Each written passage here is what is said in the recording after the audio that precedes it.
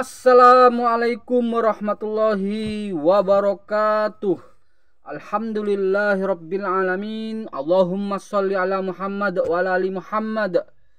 Berjumpa kembali bersama saya, channel Al Husain, channel yang akan membaca kisah sejarah para ulama, kisah sejarah para generasi terbaik umat ini, yaitu dari kisah tabi'in yang kelima, yaitu Ubaidullah bin Abdullah bin Utbah bin Mas'ud.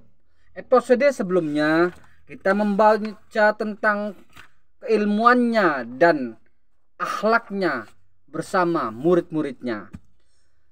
Kali ini kita akan melanjutkan bacaannya, gelarnya sebagai seorang periwayat hadis dan penutupnya dengan kata lain adalah kewafatannya. Bismillahirrahmanirrahim. Sang periwayat hadis dan periwayatannya. Di antara riwayat yang paling terkenal dari Ubaidullah bin Abdullah dari Ibnu Abbas adalah yang diriwayatkan oleh Ibnu Syihab. Dia berkata, dia diriwayatkan dari Ubaidullah bin Abdullah bahwasanya dia mendengar Ibnu Abbas berkata, pada hari Arafah aku dan Afadl datang kepada Rasulullah SAW dengan menunggangi keledai betina. Ketika itu Nabi SAW dengan melaksanakan sholat berjamaah, lalu kami melewati beberapa shaf, kemudian turun dari keledai itu dan membiarkannya merumput. Sementara Nabi SAW tidak mengatakan apapun kepadaku. Az-Zuhri juga meriwayatkan dari Ubaidullah bin Abdullah dari Abu Hurairah berkata, Rasulullah SAW bersabda, "Idza bata ahadukum wa fi yadihi ghamarun fa asabathu syai'un fala yalumanna illa nafsah." Apabila salah seorang di antara kalian bermalam dan di tangannya ada ghamar, lalu sesuatu hal menimpanya, maka janganlah dia mencela kecuali dirinya sendiri. Ghamar ini lemak dan bau busuk dari daging.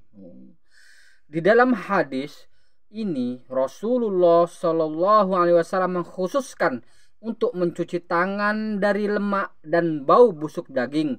Barang siapa yang tidak melakukannya dan terkena suatu penyakit atau sesuatu yang lain sebagai akibat dari hal tersebut, maka janganlah dia mencela kecuali dirinya sendiri. Ubaidullah bin Abdullah bin Utbah pun meriwayatkan dari Aisyah radhiyallahu anha, dia berkata, kalimat yang paling sering aku dengar dari Rasulullah sallallahu alaihi wasallam adalah ketika beliau bersabda, sesungguhnya Allah tidak mematikan seorang nabi sampai dia memberikan pilihan kepadanya. Aisyah berkata lagi, kemudian ketika kematian menjemput Rasulullah SAW, kalimat terakhir yang aku dengar dari beliau adalah beliau bersabda, akan tetapi pertemanan dengan para nabi di surga. Maka aku berkata, kalau begitu demi Allah, beliau tidak memilih kami. Padahal aku tahu sebelumnya beliau pernah bersabda kepada kami, sesungguhnya seorang nabi tidak akan dimatikan sampai Allah memberikan pilihan kepadanya. Al-Hilyah Abu Nuaim dari Ibnu Syihab Az-Zuhri. Dengan demikian, jelaslah alasan Rasulullah SAW mengucapkan kalimat terakhirnya di muka bumi ini ketika Allah sedang memberikan pilihan kepadanya. Maka Rasulullah SAW memilihnya dengan bersabda, akan tetapi pertemanan dengan para nabi di surga. Nabi Muhammad memilih berteman dengan para nabi di surga. Maksudnya nabi ini lebih memilih kematian. Di antara hadis yang diriwayatkan oleh Ubaidullah bin Abdullah dari Abu Hurairah radhiyallahu anhu bahwasannya Rasulullah sallallahu alaihi wasallam bersabda, "Lau anna liya mithla Uhudin dhahaba ma yasurruni an ya'ti alayya thalathu laya liu wa indi minhu syai'un illa syai'un arsuduhu liddain." Seandainya aku memiliki emas setinggi gunung Uhud, maka aku tidak akan merasa bahagia jika datang kepadaku 3 malam dan di tanganku masih ada sesuatu dari emas itu, kecuali yang akan aku gunakan untuk membayar hutang. Al-Hilyah Abu Nuaim Juz 2 halaman 189.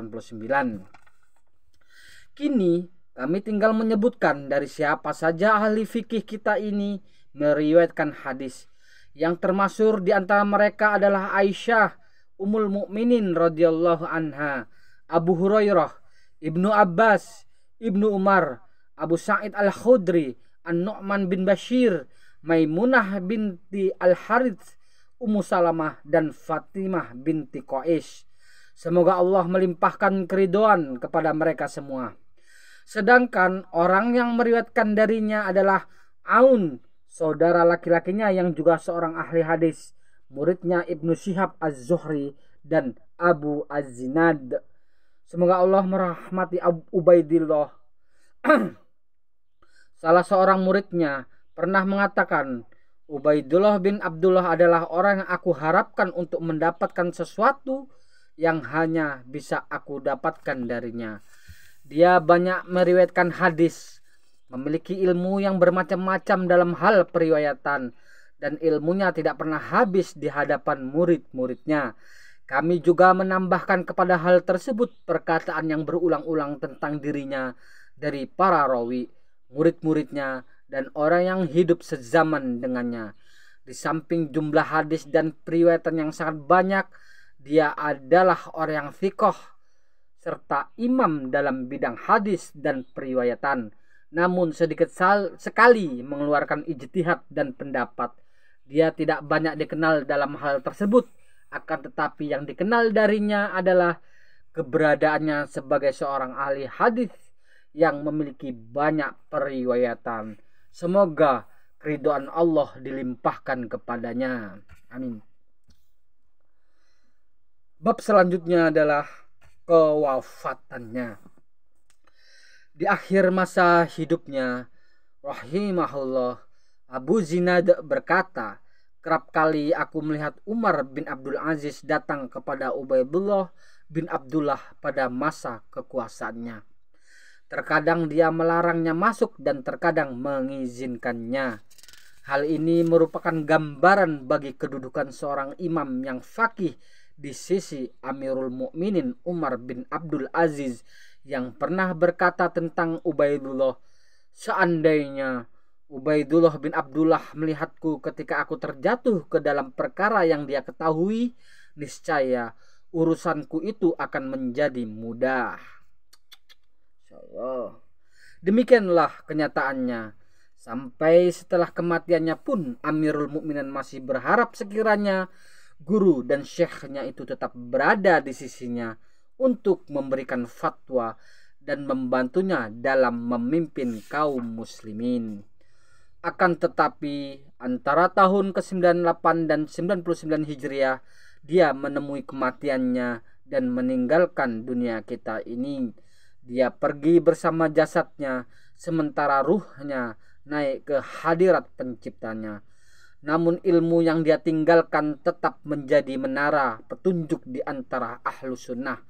Sedangkan fikihnya, fikih murid-muridnya, dan periwayatan mereka menambah isi berbagai kitab dan seluruh akal para hafidh dari kalangan para da'i dan rakyat muslimin yang sangat memegang kuat agamanya serta sunnah rasulnya yang mulia sallallahu alaihi wasallam. Ubaidillah bin Abdullah tidak memutuskan hubungan dengan dunia, akan tetapi dia merupakan salah seorang dari ketujuh ahli fikih Madinah yang ilmunya bermanfaat bagi orang banyak. Fa'ammaz zabadu faidal habu jufa'aw wa amma ma yanfa'un nasa fayam uthu fil ard. Adapun buih akan hilang sebagai sesuatu yang tidak ada gunanya, tetapi yang bermanfaat bagi manusia akan tetap ada di bumi. Quran surat Ar-Ra'd ayat 17. Semoga Allah melimpahkan rahmatnya kepada Ubaidullah, seorang ahli fikih Madinah yang banyak meriwayatkan hadis, orang yang thiqah dan juga seorang imam. Demikianlah kisah dari ketujuh ahli fikih Madinah, yaitu Ubaidullah bin Abdullah. Semoga kita bisa mengambil pelajaran, bisa dikumpulkan bersama orang-orang yang Allah ridhoi, dikumpulkan dengan Allah, dengan orang-orang yang Allah memberi gelar mereka sebagai generasi-generasi terbaik pada zaman ini dan umat ini. Episode berikutnya kita akan membaca seorang alim yang rendah hati yang bernama Sulaiman bin Yasar, seorang tabi'in. Subhanakallahumma wa bihamdika asyhadu alla ilaha illa anta astaghfiruka wa atubu ilaik. Assalamualaikum warahmatullahi wabarakatuh.